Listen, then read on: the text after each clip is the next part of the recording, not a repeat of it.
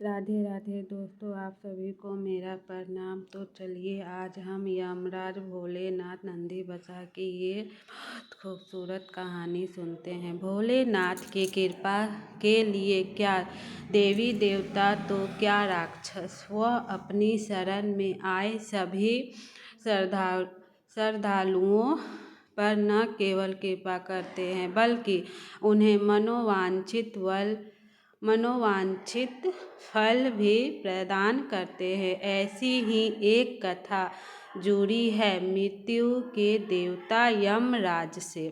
जब उन्होंने भोलेनाथ को यूं ही बिना किसी वाहन के भ्रमण करते देखा तो उनके मन में एक इच्छा जागृत हुई। बस फिर क्या था, यमराज ने भगवान शंकर के समक्ष अपनी इच्छा प्रकट की और फिर क्या हुआ, आइए इस आर्टिकल के जरिए या इस कथा कहानी के जरिए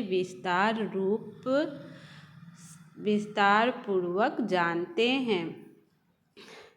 पौराणिक कथाओं के अनुसार भगवान शिव बिना किसी वाहन के ही संपूर्ण संसार में विचरण करते थे। एक दिन जब वह जगत में विहार कर रहे थे तो यम ने उन्हें देखा। उनके मन में यह बात आई कि वह भोलेनाथ के वाहन बन जाएं, लेकिन यह इतना सहज नहीं था, तो उन्होंने शिव को प्रसन्न करने के लिए कठिन तप किया।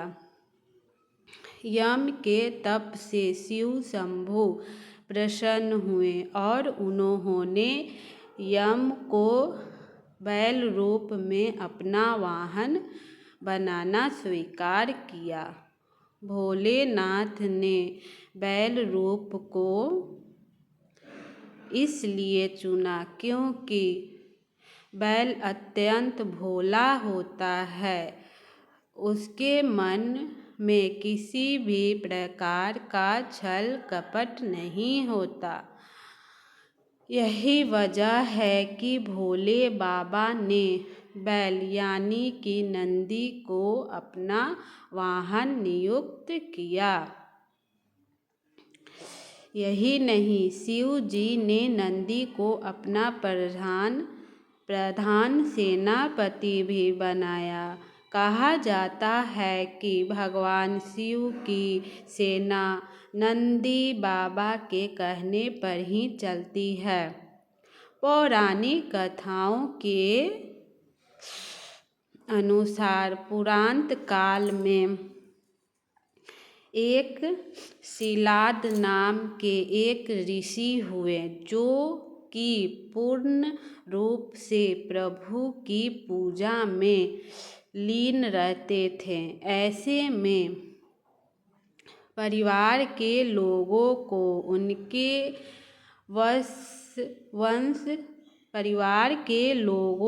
उनके वंश की चिंता हुई।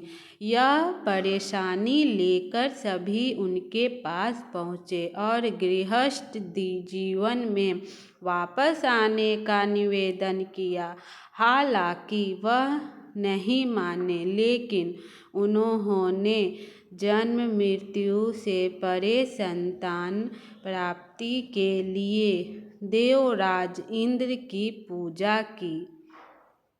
इंद्र प्रसन्न हुए तो, लेकिन ऐसी संतान का आशीर्वाद देने में असमर्थता जाहिर की। जब इंद्र देव ने इच्छा मुताबिक संतान प्राप्ति का आशीर्वाद नहीं मिला तो शिलाद मुनि ने शिव की पूजा की। उनके कठोर तप से शिव अत्यंत प्रसन्न हुए और स्वयं उनकी संतान के रूप में जन्म लेने की बात कही। कथा मिलती है कि एक दिन शिलाद मुनि खेत जोत रहे थे, तब उसी भूमि पर उन्हें एक बालक मिला। वह उसे घर ले आए और उसका नाम नंदी रखा। भगवान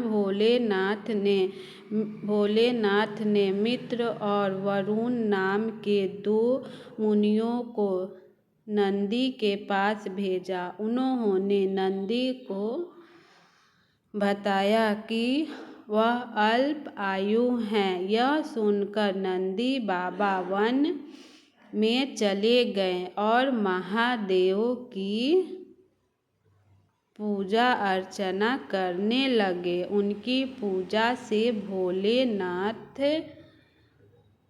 प्रसन्न हुए और नंदी को मृत्यु भय से मुक्त अजर अमर होने का आशीर्वाद दिया। इसके अलावा गणों के अधिपति के रूप में भी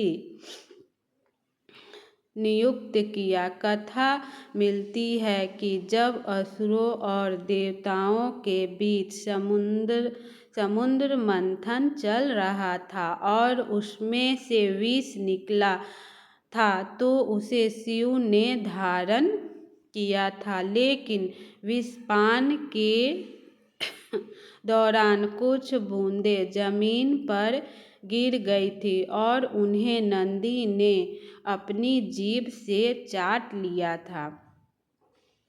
नंदी के इस भाव पर भोले अत्यंत प्रसन्न हुए। इसके बाद भगवान ने नंदी को अपने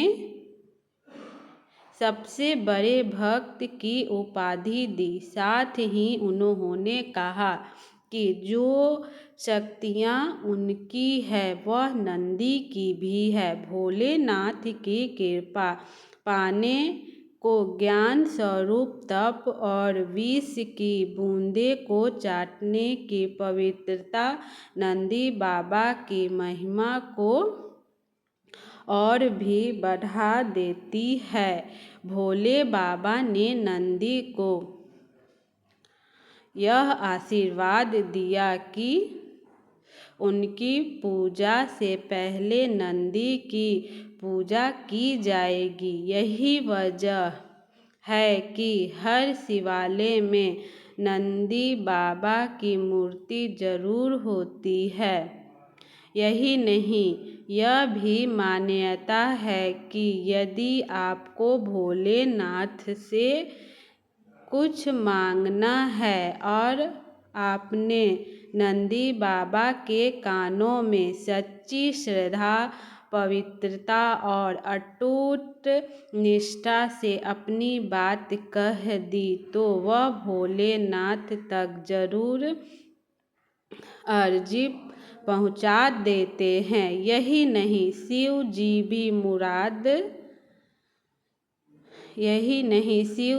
भी मुराद पूरी कर देते हैं। आप सभी को वीडियो पसंद आई हो तो लाइक, शेयर, कमेंट जरूर कीजिएगा। वीडियो देखने के लिए धन्यवाद और कमेंट में ओम नमः शिवाय लिखिएगा।